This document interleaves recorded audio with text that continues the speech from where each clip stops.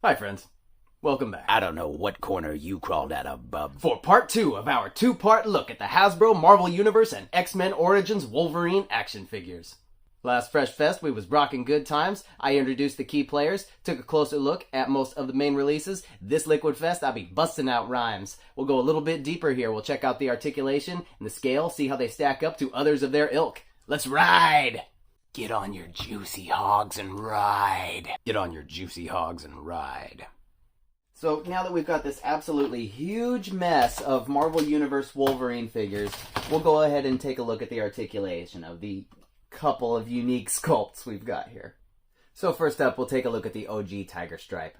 Not a bad figure. You get him standing kind of neutral on a shelf and you're looking at him from a distance. It's very, very obviously Wolverine. But he's got a head that is just up on a ball peg, so you get a little bit of a rotation, and really nothing else. It'll rock around as much as you can, just being attached to a ball. You get these shoulders that are pegged in, they'll come all the way up. They rotate mostly, but that shoulder pad does get in the way. You get a single jointed elbow here, and you get this wrist without a hinge that will just rotate, and the arms in general look awkward.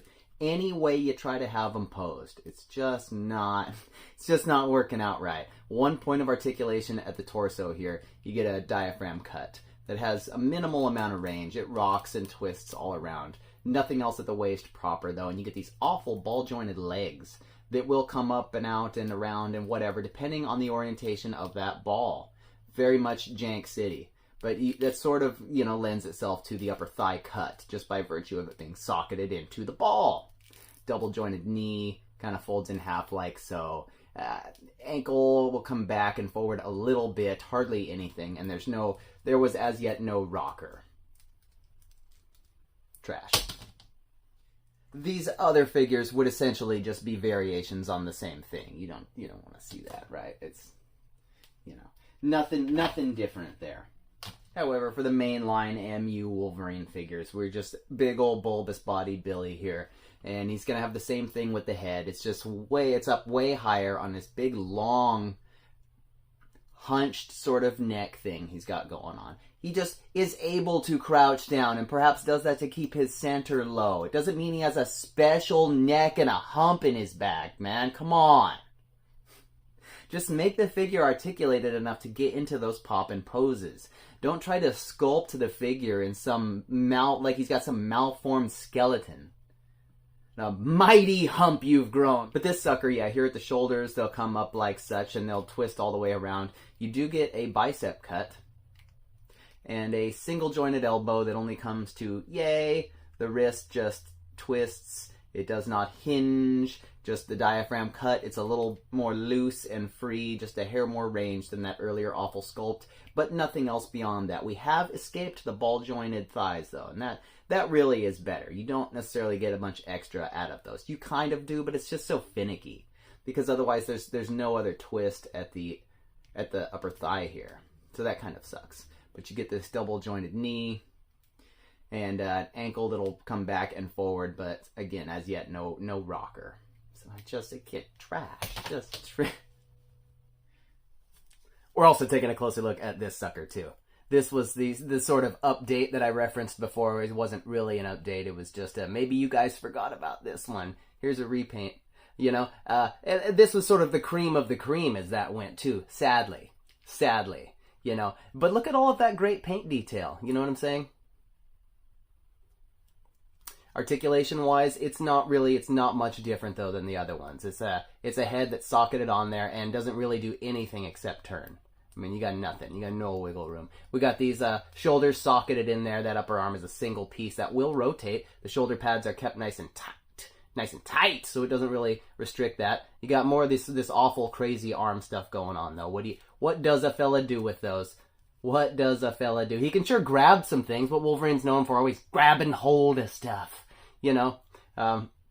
Moving down here though, we just have that torso piece. Rocks all silly, a little bit loose even. Nothing else at the waist there. These crazy ball jointed thighs that you find the hinge there and they work that way. They've painted them half blue and half yellow. Good luck trying to line all that up just right.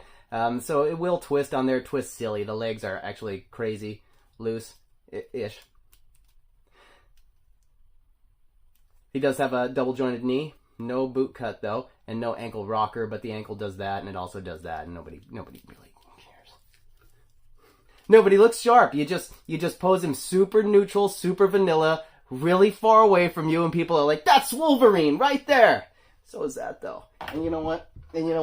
At least back in this day, they knew that these were blue. We got this Marvel Legends release here. They made these suckers brown. Doesn't this look, or black, I mean, don't they look so much nicer in blue? But they knew what they were doing because this actually matches the blues from the, I think, Love Triangle 3-pack ones. Like, exactly. I mean, I think these are those fists too. We got some custom metal claws in there.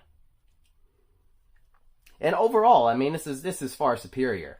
But, you know, let's not neglect that they used to give us a ton of extra paint on these figures, even though they look like beef jerky a little bit. No, come on, he ain't too bad.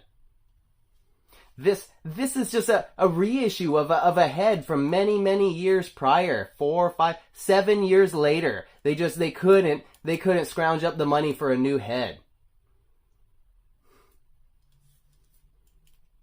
It's a nice figure though. Much better without the flaming claws and the black shoulder pads. Come on now. What else was I doing? Yeah, while we're still here, man, let's show off this one too, so I don't feel like I'm shortchanging you. Look, this one's just awful. Same awful, crazy ball-jointed legs. He's all bow-legged, because that's how you come when you're riding a motorcycle. You're just born bow-legged, I guess. Interesting bits of articulation here. This whole forearm is a separate piece. It just ends there, and there's nothing extra at the wrists. He's got these nice bone claws. They're, you know, ish, kind of separated. They hold together pretty well. He's got this little jacket overlay. Just absolutely gnarly little beetle person torso thing happening here. He can't even bring his head up all the way straight. The hair is whatever that is. But it'll rotate. These will come up. These will come out. You guys get the idea. Really, though, he came with this awesome motorcycle.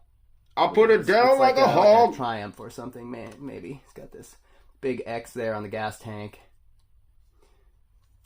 Little kickstand here. That's a couple of points of articulation. The front here moves. The tires spin, and they are like a rubber. They are like a rubber. Handlebars. And I mean that's pretty kicking. Little 1/18 scale motorcycle.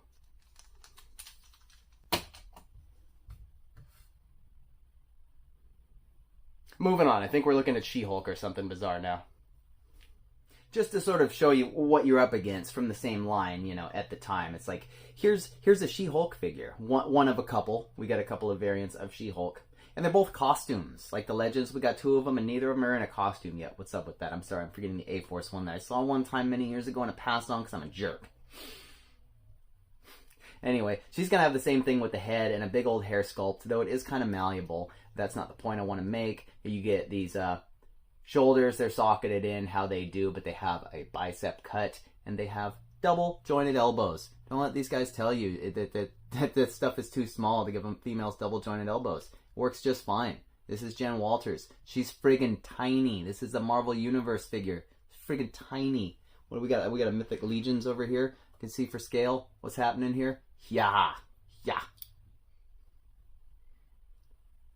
But even still, they're able to fit double jointed elbows in there. Just the one torso piece here. It's a pretty generous little swivel. But they won't come out to the side like at all, though. They're so tight. They'll come forward. But they do have that upper cut going on, and double joints, and they have a boot cut, and the ankle goes back, it goes forward, and it rocks. It's not the nicest rocker because I believe the pin is facing... No, it's a forward-facing pin. It is a forward-facing pin. It's fine. That ankle rocks. Look at that, man.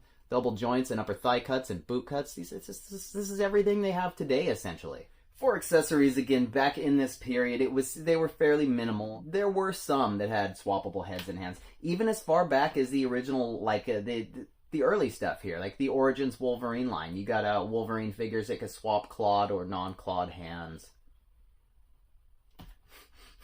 But anywhere they could, they would stuff in a frickin' M16A2 with an underbarrel grenade launcher. They just must have had a bunch of backstock from the G.I. Joes or something.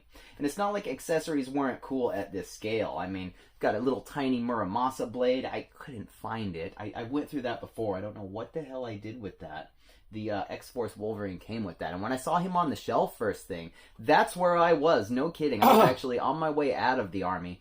But I was at a PX in Georgia, a store. And I'm headed for the checkout. And I noticed a toy aisle is just like right there. And I was not a toy collector, but I had tendencies, you know. And I'm a fan of that kind of thing. I'm aware of the Wolverine movie out or coming out or it just come out, whatever. I just took a couple steps over to that aisle, and what did I see? But no kidding, the very first wave of the Marvel Universe figures, including Silver Surfer and an X-Force Wolverine, you know, and a tiny Muramasa blade in there. And I'm like, this is Hasbro. This is their bread and butter style size here, like G.I. Joes and stuff. This is awesome. And I bought like 6 of them, and I put them in a shoebox, and I mailed them home to myself. You know, a lot of these accessories, it's legit. Look, this is a Thor hammer, and it's even got the inscription on there. I don't know that you can make it out.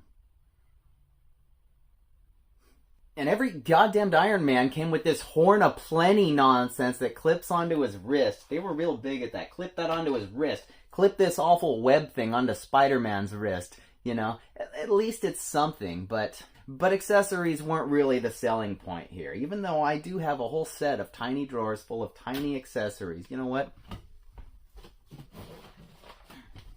Yeah. So before you go thinking there's really no accessories with anything, I mean, these are my accessories for my Marvel Universe figures. We have smaller weapons and shields and suitcases and means of propulsion, wings and gliders and jetpacks and stuff, and all of these energy effects, more of these horns and launch points and things like that. And then all this crazy action feature crap that was commonly found in like sister lines. They're trying to push them for kids. Oh, you need to push a button and have it explode in some way.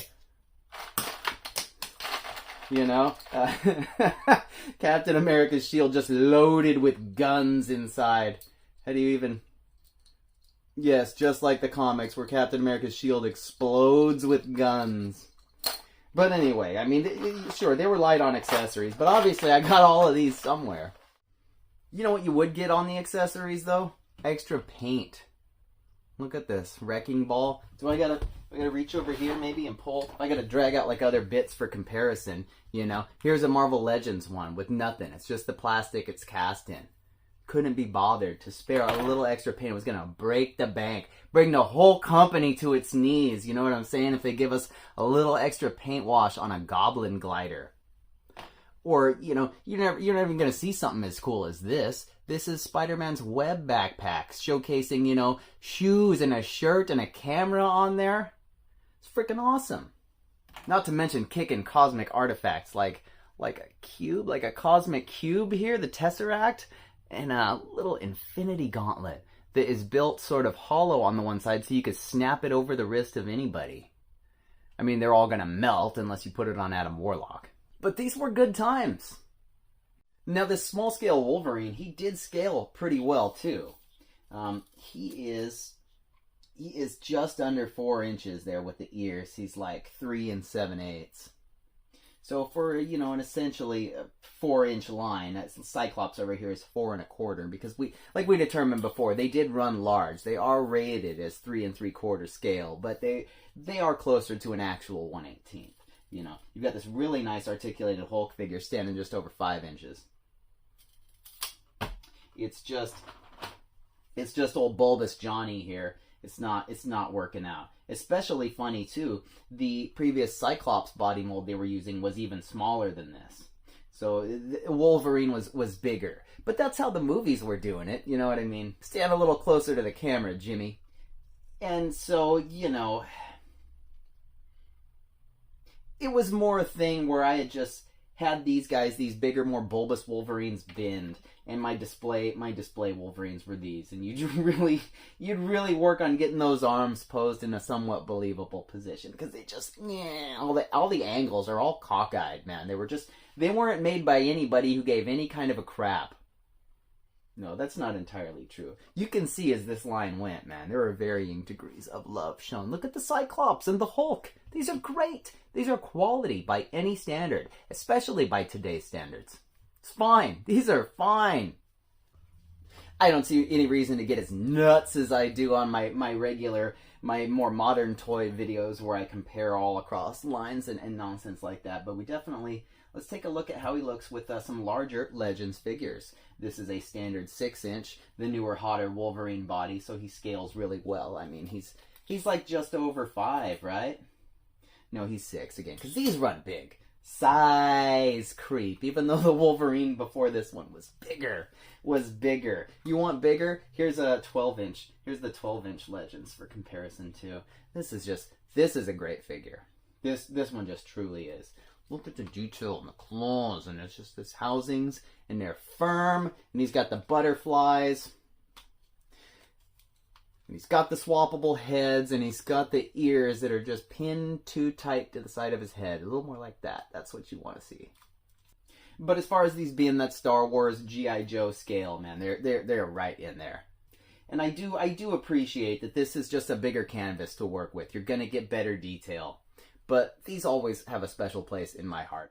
So I grew up in Southeast Portland, going to Excalibur Books and Comics over off of 24th and Hawthorne, spending my $5 allowance money in the quarter bins. I think they were 10-cent bins at the time. But I've always been a fan of Marvel, and I've always been a big fan of Wolverine. Breaking down and going more in depth with the Marvel Universe figures that I've been collecting for so long means a great deal to me.